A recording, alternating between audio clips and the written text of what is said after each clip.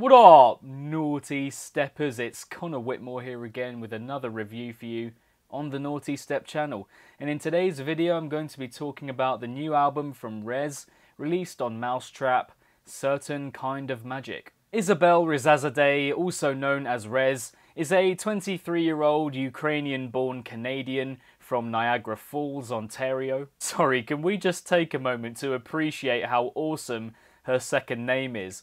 Rezazadeh, I mean, fuck me, that's cool. Whose rise within dark electronic music has been nothing short of meteoric ever since she started producing at around the age of 18. Being inspired mostly by deadmau5 and realising upon watching him both perform and produce live that this is exactly what she wanted to do. Sharing her music for free on SoundCloud before being discovered by someone working for Nest HQ, the subsidiary imprint of Skrillex's Owsla label. The dubstep legend contacting her upon hearing her stuff, before organising for her first full EP, entitled Insurrection, to be released on Nest in July 2015. At this point, or maybe slightly before that release, her music was discovered by Mousetrap producer Atlas, who sent it directly to Chris Johnson, the general manager for deadmau5's label. And it's from here that she really took off as a producer, signing to Mousetrap and releasing two ground-shaking EPs, The Silence is Deafening and Something Wrong Here, to wide acclaim in 2016. Blasting into the electronic music consciousness with tracks like Edge, Voice in the Wall and Purple Gusher. Slow-paced, enchanting, pulsating seizure music that no one quite knew how to categorise, but sure knew how to appreciate, a complete breath of fresh air amidst the mountain of brutal stuff that was coming out that year. From Getter's Radical Dude EP to Virtual Riot's Chemistry, and tons of other tracks produced in that wild, uncontrollable way. People have highlighted the tech influences in her music. Some have even gone as far as to label it as techno. Others see it as a kind of midway point between trip-hop and original dubstep, but my favourite description of it is her own, fucking whatever. She has, however, been quoted in an interview with DJ Times as having said, "You can do so much more with the space of those slow beats. Chill, head-bobbing music is what defines me."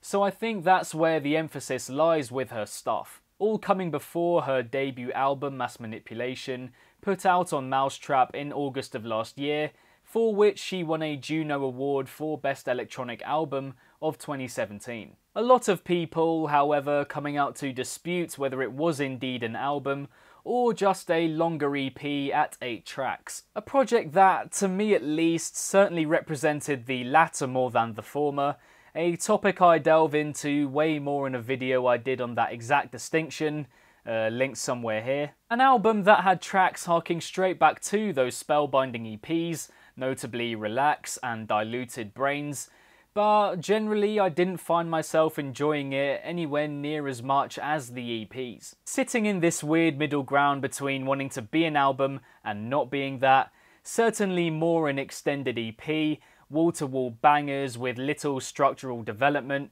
from the preceding project. Bereft somewhat of the subtlety, in spite of how huge her sound was, that made The Silence is Deafening and Something Wrong Here so captivating pretty much from beginning to end. But fast forward almost exactly a year later to the day, and REZZ, known to her cult fandom as Space Mum, is back with her sophomore album for the Mousetrap label. And I don't use the word cult lightly, by the way. There is a 15,000 strong Facebook group called The Cult of REZZ, the main base for her fans. It's pretty awesome. The formulation of which Rezazadeh puts down to her sound existing in its own lane and having an identity, even though she has drawn countless comparisons to the likes of Gesaffelstein, its uniqueness certainly rings true within bass music today. Now, I must admit, considering this project also comes in at 8 tracks, I went into it thinking it would be much of the same structurally, the kinds of ideas it delivers. But to be honest, this one definitely seems more experimental than its predecessor, with a multitude of new sounds deployed across the board. For example, the vocal sample usage in the 4th track, Life and Death, alongside Death Pact, something unheard of before with REZZ's music in this interjectory way, playing a part not only in the drops, but the midsection too, complementing the actual sounds in the drops too, mostly clunky and rudimentary, but with a really nice thickness and waviness to them.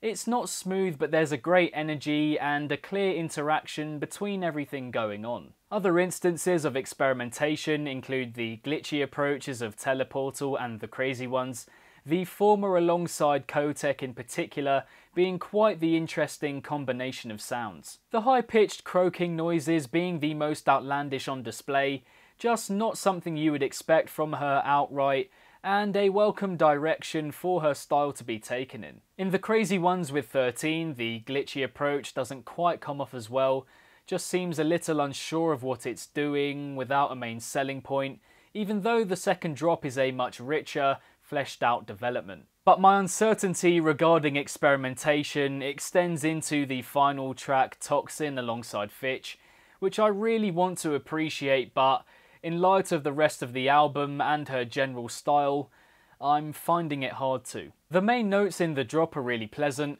lovely storytelling vibe to them, but overall it's a bit weak and too far removed from everything before it, an uninvited guest to the party. And what's more, it doesn't strike me in any way as an album-ending track.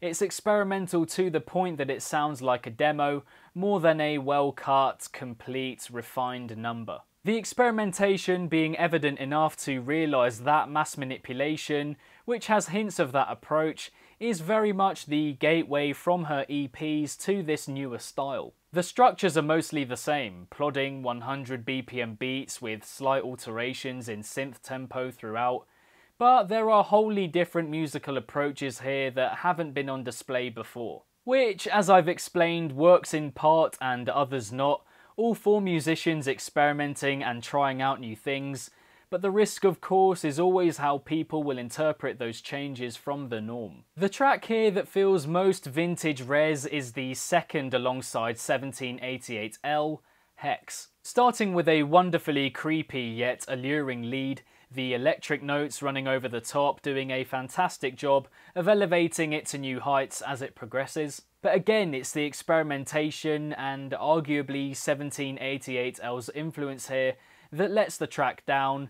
The drops are brash, abrasive and a bit directionless. Certainly more considered the second time around, and it's a very definite coming together of styles, but generally that sound is just a bit too much, especially for what we're used to with REZZ's music. The other most noticeably forceful tune being the opener, Witching Hour, the heaviness of which I feel it gets into too quickly, but the way the melody is introduced midway through the drop is absolutely magnificent, effortless, REZZ in her element. And it's instances like these that remind me of how much I love her older stuff, simultaneously alienating and inviting, distancing you from it before enveloping you in its demonic bubble. But for me, certain kind of magic feels for the most part a lot more one-dimensional in terms of the effect it has on you, evident from the opening few seconds in Witching Hour, percussion that's intricate but pretty thin and lifeless almost. A lot of this album being not so much an overwhelming,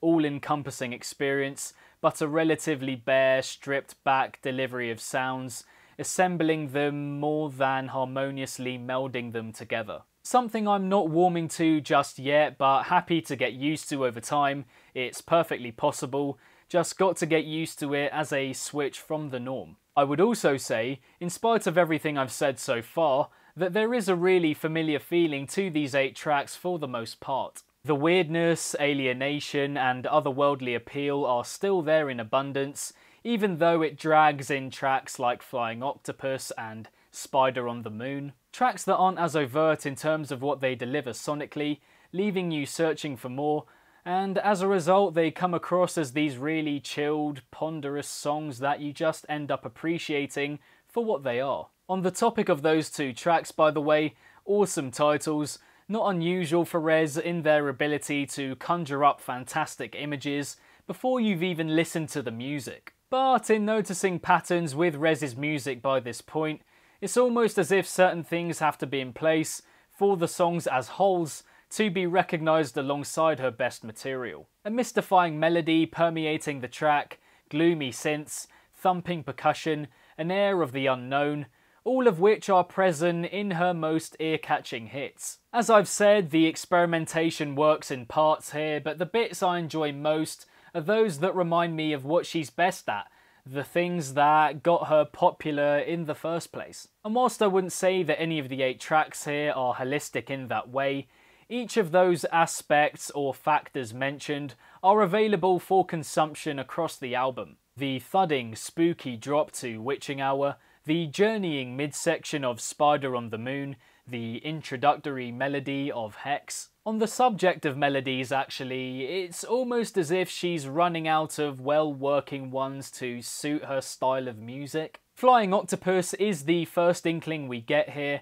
of REZZ exhausting that gloomy type of sound and running out of melodies to use. But you hear it in other tracks such as Teleportal, trying a little bit too hard in that respect, seeming a little bit forced, the organic sway and magnetism of melodies from tracks in past EPs lost somewhat. And so taking all of that into account, as well as everything else I've said so far here, it's strikingly similar to Mass Manipulation in that it doesn't really feel any more like an album than it does an EP. There's next to no sort of story or journey to it, just a succession of similarly structured tracks, meaning that for an album it really is over in a flash. But again, it does just have that vital REZZ feeling to it, which I and thousands if not millions of others find hard to put down. Knowing it's hers makes me love it, that she's made it with similar intentions to everything she's made before. That's what makes me enjoy it and will make me come back to it again and again. Her music entrances you and will always have that air of mystery about it, something that has been retained from project to project. It's what she goes by and it will never be lost. This isn't to say, by the way, that it's the kind of hypnosis that tricks you into enjoying it. It's the natural pull of the music, really does just lure you in and keep you completely locked in the beat. I mean, titles like Mass Manipulation are of course to be taken lightly, but they say it all really. The effect her music has on you cannot be underestimated, less so in this project than past releases, but it's still there, moving you in a specific way that I'm not sure any other electronic musician can, even though she has experimented a bit here and ventured beyond her most identifiable style. It still pulls me in with little effort. It's interesting to see where she goes from here, whether she goes full out on the experimental front, or harks back to her more original Mousetrap style, how she strikes the balance between the two. There's also the question of how she maintains the high standard that she set. Does she try new things more and more, or perfect the style that brought her furthest into the limelight in the first place? Because for me, this album constitutes as a slight regression in that sense. I've enjoyed it more with each listen, but it works neither completely on an experimental front, or when she's reverting to her original style. It's more like a test album. It's still a good album, as I said before, just knowing it's hers makes it a good listen, but it's not on a level with her past stuff in many ways. Potentially more put together than her first album, but it runs along very similar lines with slightly more experimentation, and I can't sense too much development and refined adventurism here. I want to see her take on the epic. There are hints of it in her earlier stuff, but she's gone more and more down the avenue of confining herself to these really short, narrow tracks that don't allow for the scope that her music can reach. My main feeling is that the epic is there to be exercised from her style. You know, what would it take to have a couple of really lengthy, drawn-out, scene-setting introductions, for example? Image is such a big part of her music, and she needs to capitalise on that more. While she may have perfected her sound, I feel like the structures can be advanced in many ways. Talked about the intros, but the midsections could also be expanded on so much more. Her style deserves it. One of the most amazing sounds I've ever witnessed live, genuinely had me in a trance, the bass tickled my ears, and that can definitely translate into her production on an unprecedented level to what we've witnessed already. Everything is there for her, the female face of EDM at current, with one of the most distinctive mask or helmetless onstage appearances. There's such a movement behind her, but it's time to take it to the next level now. All in all though, it's extremely exciting for her going forward. Not only does she have a ridiculous body of work behind her already, but she's also a very quirky, honest, humble, genuine personality, an example to all in the EDM scene. For one, got a potential deadmau5 collaboration to look forward to in the future, so that'll be interesting if and when it comes out. Now in terms of a favourite from Certain Kind of Magic, then I would have to go with Life and Death. I was sceptical going into this track given its title and how it might live up to that, but for me it has the most to it of the 8 tracks, the grimacing intro, the vocal interjections in the drops, which are some of the best bits of experimentation on the album, and it has a great energy throughout. And in terms of recommendations, if you enjoyed this album, then I think you do well to go on a good mid-tempo binge, but in terms of specific artists I would look at A-Glory, and then others such as Slews, No Etiquette and Volic, and plenty of other stuff from the Type 91 label actually. And so that is that for another review on the Nawtystep channel, this time of the new REZZ album, released on Mousetrap, Certain Kind of Magic. Thank you very much, and as always, for tuning in. Be sure to leave a comment with your thoughts on Certain Kind of Magic. What did you guys make of it? Do you have a favourite track of the 8? Let me know in the comments below. If you enjoyed this review, then be sure to give it a big ol' thumbs up and subscribe to the channel if you haven't already, hitting the notification bell along the way so you can be notified whenever I upload to the Nawtystep channel. Next to my head there should be some other album reviews on the channel, so be sure to check those out too if you enjoyed this one. Don't forget to like and follow Nawtystep across all social media if you haven't already, with everything linked including those recommendations in the description box down below. And lastly, if it's naughty, then you know guys, so be sure as always to keep it naughty and stay safe. And I shall see all of you legends in the next one. Peace out.